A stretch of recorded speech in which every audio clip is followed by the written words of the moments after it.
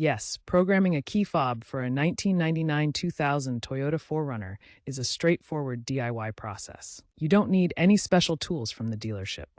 Toyota designed these models to be user-friendly for onboard programming.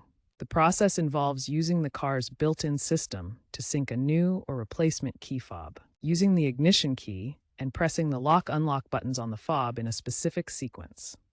This method reprograms the vehicle's immobilizer system to recognize the new key fob.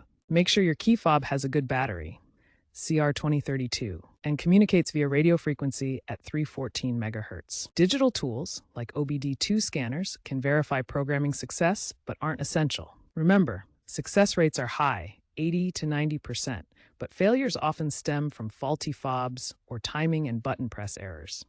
To program your key fob, start by inserting the key into the ignition. Cycle it to the on position without starting the engine.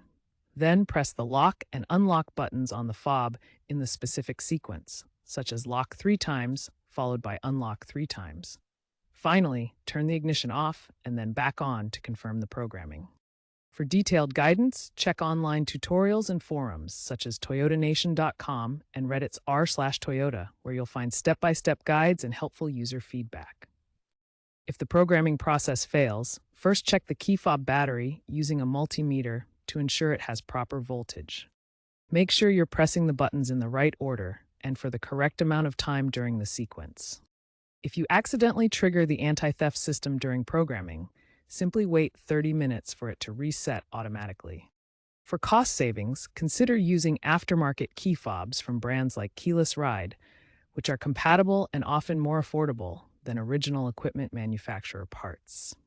If problems persist as your vehicle ages, online communities and emerging AI-assisted chatbots can provide more advanced troubleshooting assistance.